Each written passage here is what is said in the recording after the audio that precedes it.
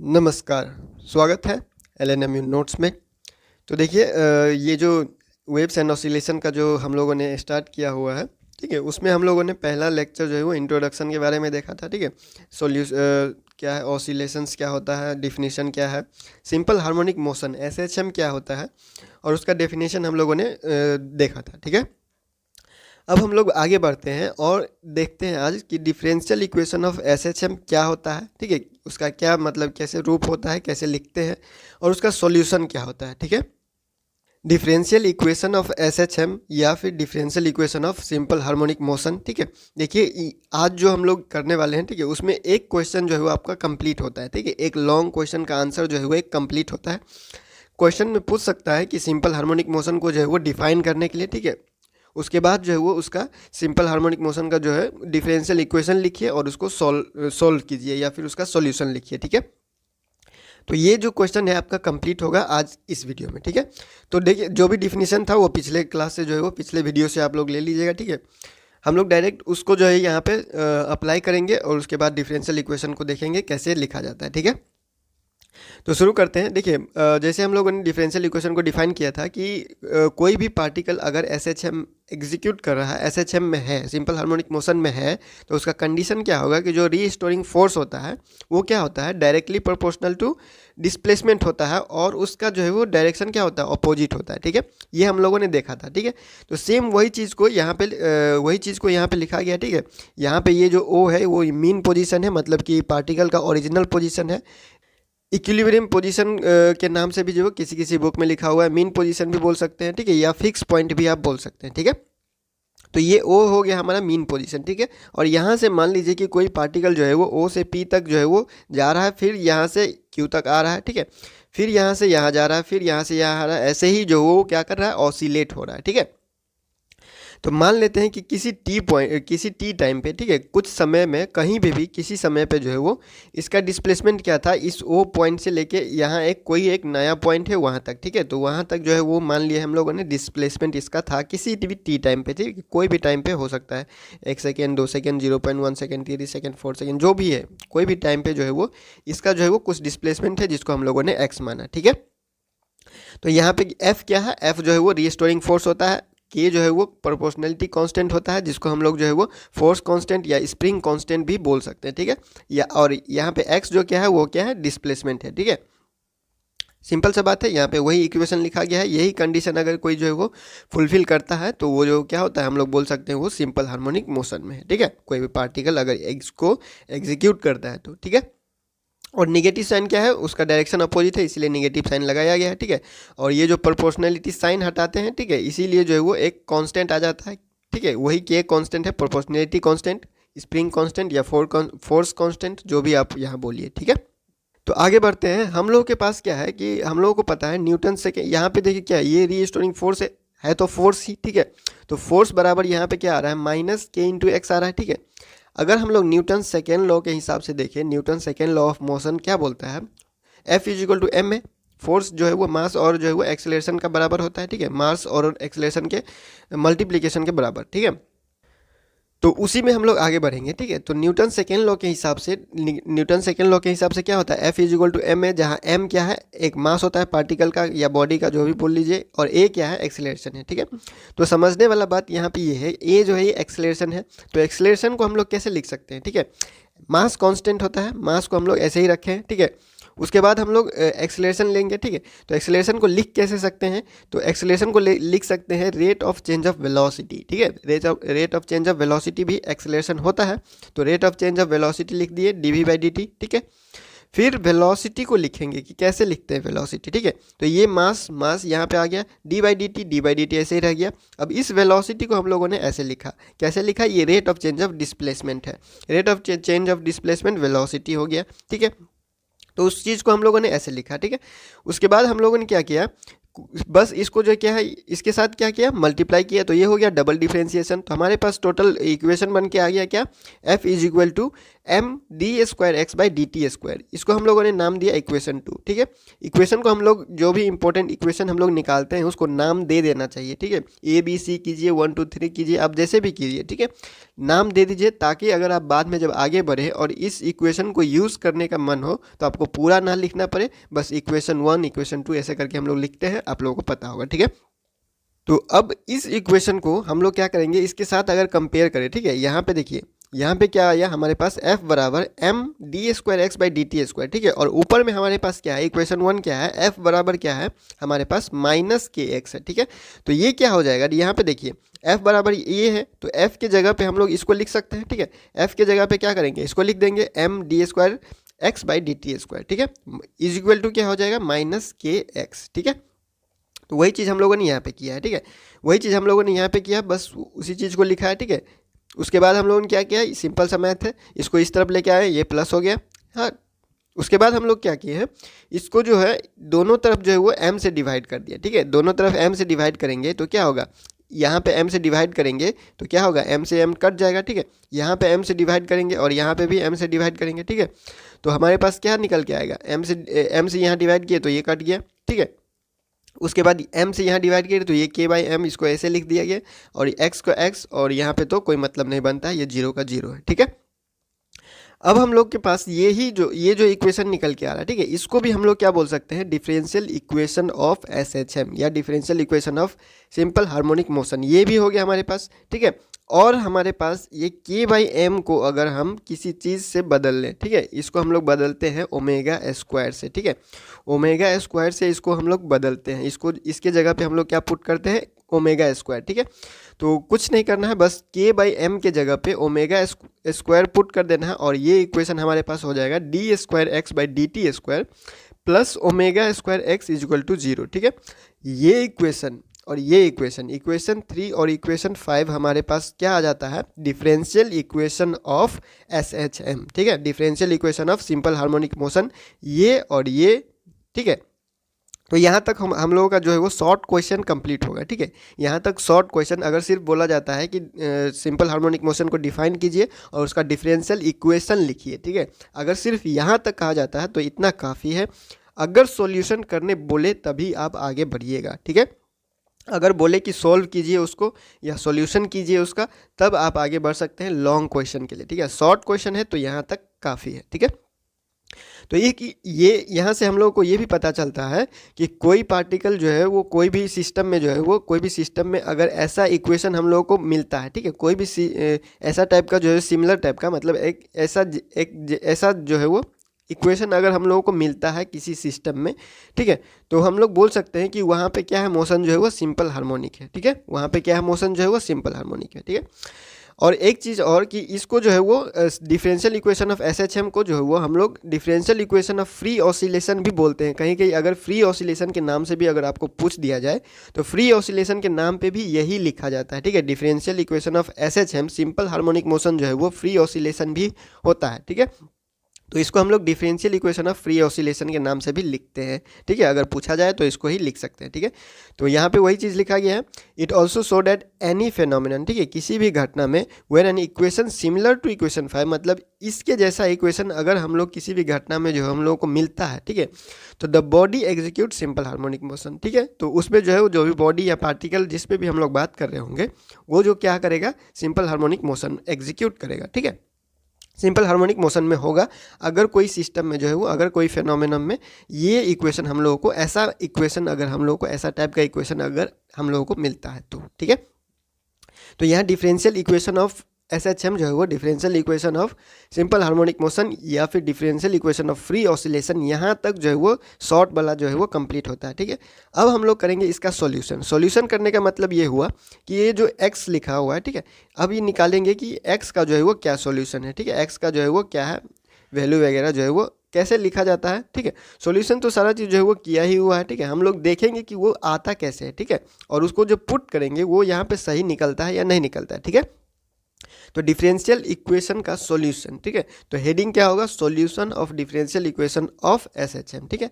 अब ये जो डिफरेंशियल इक्वेशन निकला है इसका आप क्या करेंगे, सॉल्यूशन देखेंगे, ठीक है। तो आगे बढ़ते हैं, solution of differential equation of SHM, ठीक है।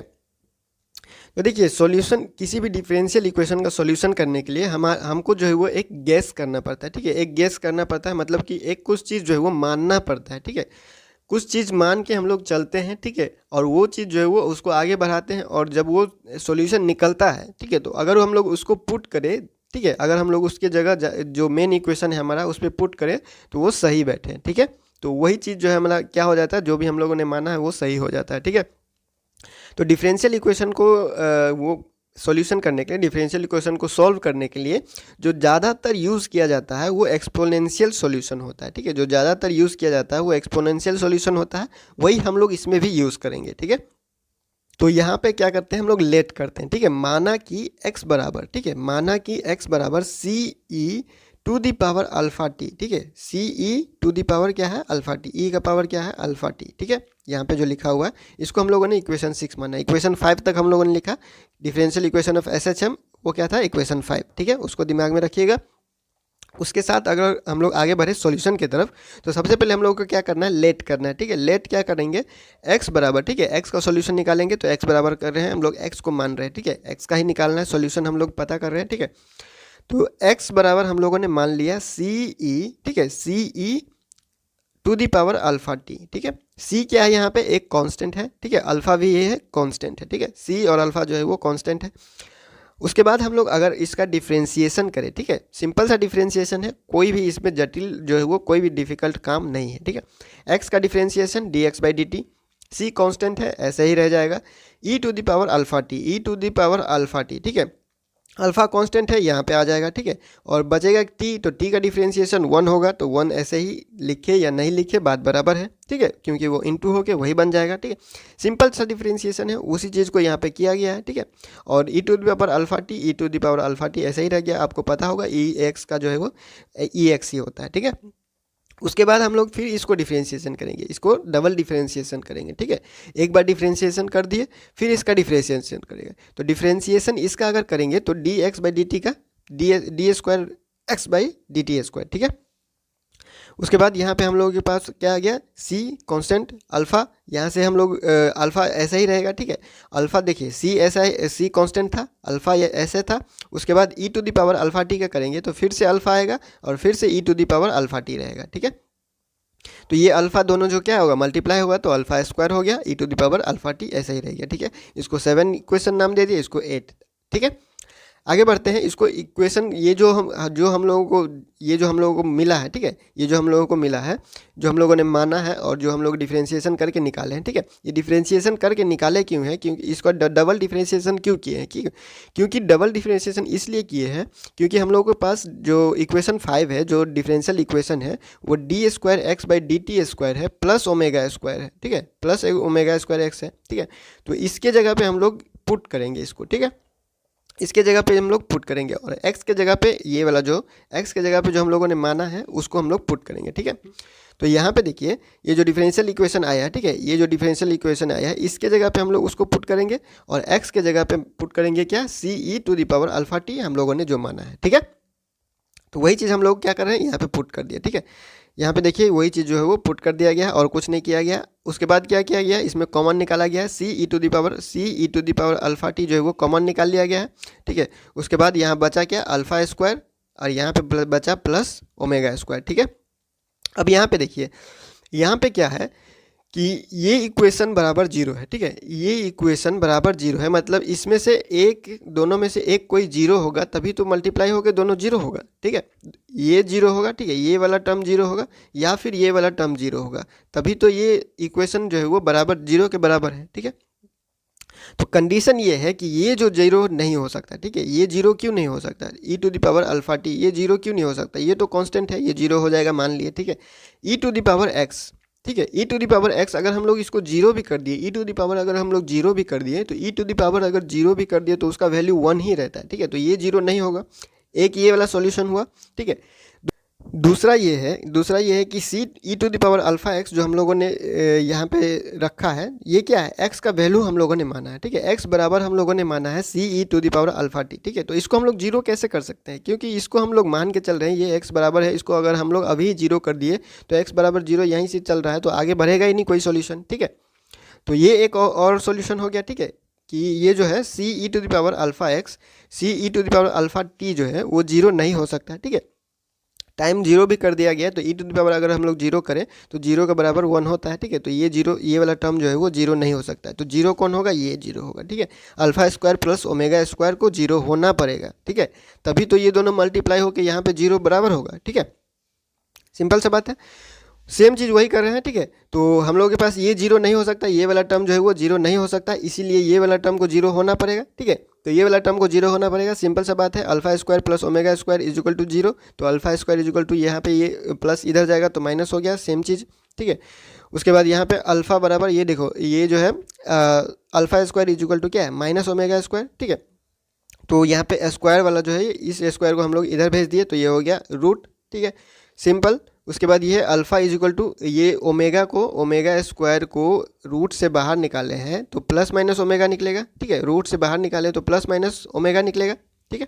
तो सेम चीज़ प्लस माइनस ओमेगा निकल गया, तो ओमेगा ओमेगा यहाँ से निकल गया प्लस माइनस ओमेगा, तो बचा क्या, माइनस वन, ठीक है। रूट के अंदर माइनस वन बचा, और रूट के अंदर माइनस वन को हम लोग क्या बोलते हैं, इमेजिनरी नंबर आयोटा, ठीक है। रूट अंदर माइनस वन को जो है हम लोग आयोटा बोलते हैं, इमेजिनरी नंबर, ठीक है। आप लोगों को पता होगा इमेजिनरी नंबर, ठीक है। तो वही चीज़ हम लोग उसके बदले जो है वो root under root minus one के बदले आई लिख दिए, जो कि क्या है, एक इमेजिनरी नंबर है, ठीक है। हमारे पास आ गया इक्वेशन क्या, alpha is equal two plus minus iota omega, ठीक है। आयोटा ओमेगा आई ओमेगा जो है वो हमारे पास आ चुका है, ठीक है। अब यहाँ पे देखिए, यहाँ पे क्या हो रहा है, एक प्लस वाला सॉल्यूशन है, ठीक है। एक प्लस वाला अल्फा के जगह पे जो है वो एक प्लस वाला सॉल्यूशन है, और एक जो है क्या है, माइनस वाला, क्योंकि ये प्लस माइनस आयोटा ओमेगा है, ठीक है। तो एक प्लस वाला आयोटा ओमेगा, एक माइनस वाला आयोटा ओमेगा, ठीक है। तो दो सॉल्यूशन हुआ हमारे पास।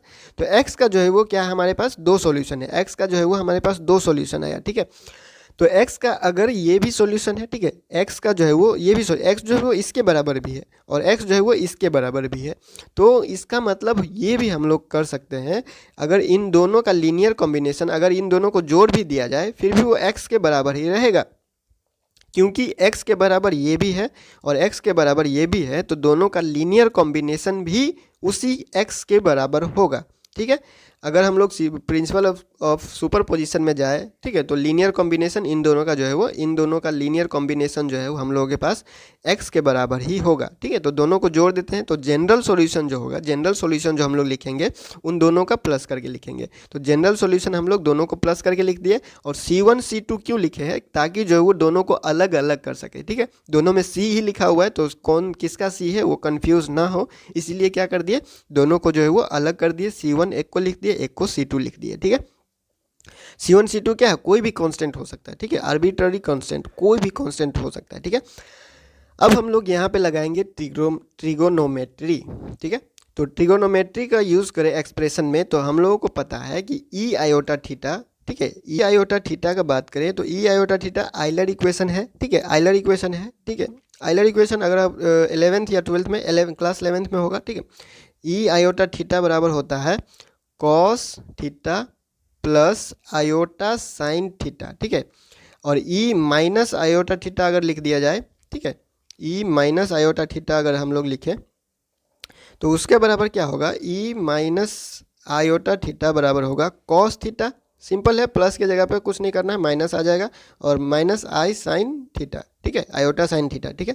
तो उसी चीज़ को हम लोग यहाँ पे लिखेंगे, ठीक है, उसी चीज़ को हम लोग यूज़ करेंगे, ठीक है। तो ई आयोटा थीटा, ओमेगा टी को हम लोग क्या कर दिए, ओमेगा टी जो है वो थीटा मान लिए, ठीक है, ओमेगा टी थीटा के जगह पे आ गया, ठीक है। तो ई आयोटा थीटा बराबर कॉस थीटा, ठीक है, ये थीटा के बराबर, ठीक, cos theta plus iota sine theta, plus iota sine theta, ठीक है। तो साइन थीटा, थीटा के जगह पे ओमेगा टी, ठीक है, सेम चीज़ उसी में, उसके जगह पे प्लस के जगह पे यहाँ पे माइनस लगा दिया गया, बस और कुछ नहीं है, ठीक है। तो अब ये चीज़ को ई आयोटा ओमेगा टी, यहाँ पे देखिए ई आयोटा ओमेगा टी, ठीक है, और E minus iota omega T, तो E minus iota omega T, ठीक है, इसके जगह पे हम लोग इसको पुट करेंगे, ठीक है, इसके जगह पे इसको पुट करेंगे और इसके जगह पे इसको पुट करेंगे, ठीक है। बस यही काम करना है और कुछ नहीं करना है, ठीक है। तो वही चीज़ हम लोग कर दिए, ठीक है, वही चीज़ हम लोग कर दिए, और वो चीज़ करने के बाद अब क्या करना है, हम लोगों के पास बस कॉमन निकालना है, सिंपल सा मैथ है, प्लस माइनस, ठीक है। तो यहाँ पे देखिए C1 कॉस ओमेगा टी, यहाँ पे C2 कॉस ओमेगा टी, तो cos omega T cos omega T common निकल जाएगा, तो C1 प्लस C2 बचा, प्लस ठीक है। यहाँ पे C1 I sin omega T और यहाँ पे C2 minus I sin omega T, ठीक है। तो C1 माइनस निकलेगा, ठीक है, C1 माइनस C2 जो है वो निकलेगा, I sin omega T common निकलेगा, तो इसमें से बचेगा C1 और माइनस साइन यहाँ पे है तो माइनस C2 निकलेगा, ठीक है। तो सिंपल से बात है, यहाँ से जो हम लोग कॉमन निकाल लिए cos ओमेगा टी, ठीक है, इसमें से और इसमें से कॉमन निकाल लिए cos ओमेगा टी, तो बचा C1 प्लस C2, ठीक है। और यहाँ पे हम लोग निकले क्या I sin ओमेगा टी, ठीक है, इसका जो है माइनस साइन रह ही रहा है, ठीक है, माइनस साइन को नहीं निकाल रहे हैं, तो माइनस नहीं निकाल के I sin ओमेगा टी, तो I sin ओमेगा टी जो है वो कॉमन निकाल दिया इसमें भी, ठीक है, इसमें जो है वो I sin omega T common निकाल दिए, इसमें I sin omega T common निकाल दिए, तो बचा क्या C1 और C2, C1 C2 और ये माइनस, ठीक है। तो ये हम लोग के पास इतना हो गया, ठीक है। अब हम लोग क्या करेंगे, ये C1 को C1 C2 और C1 माइनस C2, ठीक है, C1 प्लस C2 और C1 माइनस C2 को जो है वो रिप्लेस करेंगे, ठीक है। तो अगर हम लोग इसका वैल्यू सब्स्टिट्यूट करें तो C1 प्लस C2 को हम लोग अगर A साइन फाई, ठीक है, A साइन फाई और C1 माइनस C2 को लिखेंगे A कॉस फाई, ठीक है। इसको हम लोग बस ऐसे ही पुट करेंगे ताकि हम लोग आगे फॉर्मूला बने, और फॉर्मूला जब बनता है तो हम लोग डायरेक्ट सॉल्यूशन लिखेंगे, ठीक है। तो सब्स्टिट्यूट करेंगे वैल्यू C1 प्लस C2 को A साइन फाई और I C1 माइनस C2 को A कॉस फाई, ठीक है, ये हम लोग सब्स्टिट्यूट करेंगे, ठीक है। तो यहाँ पे क्या आ गया A साइन फाई और यहाँ पे क्या आ गया A कॉस फाई, ठीक है। तो यहाँ पे साइन ओमेगा टी और कॉस फाई, यहाँ पे cos omega T sine phi, ठीक है। तो अब हम लोग अगर इसको देखें, अगर हम लोग इसको ठीक से देखें तो ये साइन A साइन क्या है फाई कॉस ओमेगा टी और plus A cos phi sine omega T, ठीक है। तो A और A दोनों में से कॉमन निकाल लिए, ठीक है, दोनों में से कॉमन निकाल लिए A, तो A यहाँ पे आ गया, ठीक है। उसके बाद यहाँ पे देखिए sine phi cos omega T, sine phi cos omega T plus यहाँ पे A जो है वो कॉमन निकल चुका है, तो कॉस फाई बचा, cos phi sine omega T, cos phi sine omega T बचा, ठीक है। तो यहाँ पे देखिए एक फॉर्मूला बन रहा है, फॉर्मूला क्या बन रहा है, sine A cos B, sine A cos B plus cos A sine B, sine A cos B plus cos A sine B, ये फॉर्मूला होता है किसका, साइन A प्लस बी, ठीक है। और यहाँ पे हम लोगों के पास sine A cos B plus cos A sine B हम लोगों ने लगाया, तो हमारे पास आया साइन A प्लस बी, ठीक है। जहाँ पे ये A जो है, ठीक है, ये वाला जो A है ये एम्पलीट्यूड बता रहा है, ठीक है, ये A वाला जो है यहाँ पे ये एम्पलीट्यूड बता रहा है, और ये फाई जो है वो फेज है, ठीक है, एंगल टाइप जो होता है, ठीक है, फेज है, ठीक है। उसको हम लोग आगे जो है वो डिस्कस करेंगे धीरे धीरे, जो एम्पलीट्यूड, फेज, टाइम पीरियड, ये सारा चीज़ जो है वो कैरेक्टरिस्टिक जो है जब हम लोग स्टडी करेंगे नेक्स्ट लेक्चर में, उसमें हम लोग देखेंगे कैरेक्टरिस्टिक्स ऑफ SHM, जब बात करेंगे तो उसमें सारा चीज़ आएगा, ठीक है। इसको आगे जब बढ़ाएंगे, ठीक है, ठीक है। तो यही हमारे पास आ गया सॉल्यूशन, ठीक है, यही हमारा सॉल्यूशन है जो हम लोगों को चाहिए था, ठीक है, यही हमारा सॉल्यूशन है जो हम लोगों को चाहिए था, SHM का डिफरेंशियल इक्वेशन का जो है सॉल्यूशन, ठीक है। तो this is the required solution of differential equation of SHM या फिर फ्री ऑसिलेशन, ठीक है, differential equation of free oscillation का सॉल्यूशन हो गया हमारे पास, ये निकल के आ गया, ठीक है। तो ये इक्वेशन हम लोगों को क्या देता है, this equation gives displacement of particle executing SHM at any time t, क्या देता है ये इक्वेशन हमको, डिस्प्लेसमेंट, कैसे, ये x क्या था, x को हम लोगों ने डिस्प्लेसमेंट बनाया था, तो x बराबर इतना, मतलब डिस्प्लेसमेंट दे रहा है हम लोगों को किसी टाइम t पे, ठीक है, सिंपल सा चीज़ है। अब हम लोग केस देखते हैं, इसका 1 2 3 और सॉल्यूशन होगा, ठीक है, इसका हम लोग केस देखते हैं कि केस मतलब जो 3 केस है फिलहाल हम लोग वो देख लेते हैं, और बाकी जो है वो डिटेल डिस्कस जो है वो अगर आप बुक देखिएगा तो उसमें है, ये आप लोगों का जो सिलेबस में मतलब लगभग इतना ही होता है, ठीक है। तो स्पेशल केस देखते हैं, स्पेशल केस क्या है, जब स्पेशल केस की बात करें तो पहला केस देख लेते हैं, पहला केस जब जो है वो डिस्प्लेसमेंट नहीं होगा, मतलब कि वो फिक्स पॉइंट पे ही होगा, अपना जो उसका मीन पोजीशन है वहाँ पे होगा, तो क्या होगा, एंगल 0 होगा, ठीक है। तो यहाँ पे देखिए इसको अगर हम लोग मल्टीप्लाई करें तो A साइन ओमेगा टी आएगा एक बार, और एक बार आएगा A साइन फाई, ठीक है। तो यह फाई जो है वो 0 है, ठीक है, तो फाई 0 है तो A साइन ओमेगा टी बचेगा हमारे पास, तो A sign omega T, x बराबर A साइन ओमेगा टी, हमारे पास ये वाला एक सॉल्यूशन और आया, ठीक है।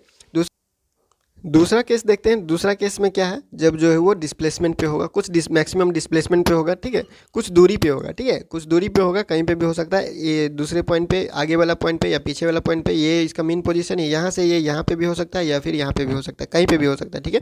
तो उस समय क्या होगा, 0 नहीं होगा, 1 होगा, ठीक है। तो 1 होगा, तो 1 अगर हम लोग यहाँ पे पुट करेंगे तो जो साइन 1 कब होता है, जब साइन 90 डिग्री पे होता है, ठीक है। तो 90 डिग्री होता है तो 90 डिग्री π/2 होता है, ठीक है। तो यहाँ पे अगर हम लोग पाई बाई 2 डालें, ठीक है, तो पाई बाई 2 जब डालेंगे तो sine theta plus pi by 2 जो है वो उसको कॉस बना देगा, तो हमारे पास आ जाएगा एक कॉस ओमेगा। तो ये भी एक इसका जो है वो सॉल्यूशन हो गया, ठीक है। सिंपल सा चीज़ है, इसको आप लोग देख लीजिएगा, ठीक है। तो थर्ड केस का बात करें तो थर्ड केस में क्या किया हम लोगों ने, उसमें दूसरा में क्या किया था, इसके जगह पे पाई बाई 2 था, ठीक है। अब इसके जगह पे पाई बाई 2 प्लस थीटा है, तो सेम वही करना है, ए साइन ओमेगा टी तो है ही, और फाई के जगह पे पाई बाई 2 प्लस थीटा डाल दिया गया, तो हमारे पास ये निकल के आ गया, ठीक है। सिंपल ट्रिग्नोमेट्री फंक्शन वाला जो है वो सारा चीज़ फॉर्मूला यहाँ पे यूज़ किया गया है। तो इसलिए हम लोग यहाँ पे बोल सकते हैं कि SHM जो है, सिंपल हार्मोनिक मोशन जो है वो साइन, ठीक है, और कॉस के फंक्शन में जो है वो हम लोग क्या कर सकते हैं, एक्सप्रेस कर सकते हैं, ठीक है। साइन और कॉस के फंक्शन में भी SHM को जो है वो एक्सप्रेस कर सकते हैं। कैसे कर सकते हैं वो हम लोगों ने देख लिया तीनों केस में, ठीक है। तो ये हमारा तो डिफरेंशियल इक्वेशन ऑफ SHM और डिफरेंशियल इक्वेशन ऑफ जो उसका सॉल्यूशन है, solution of differential equation of SHM यहाँ पे कंप्लीट होता है। हम लोग नेक्स्ट में देखेंगे कैरेक्टरिस्टिक्स ऑफ SHM, जो आप लोगों ने यहाँ पे देखा कि जो वो इक्वेशन जो सॉल्यूशन आया हमारे पास यहाँ पे ए एम्पलीट्यूड 5 फेज, ठीक है, उसके बाद जो है वो टाइम पीरियड, ये सारा चीज़ जो है वो हम लोग नेक्स्ट में देखने वाले हैं, ठीक है। तो इस वीडियो में यहीं पे ख़त्म करते हैं और अगले वीडियो में अगले टॉपिक के साथ LNMU नोट्स के चैनल पे मिलते हैं।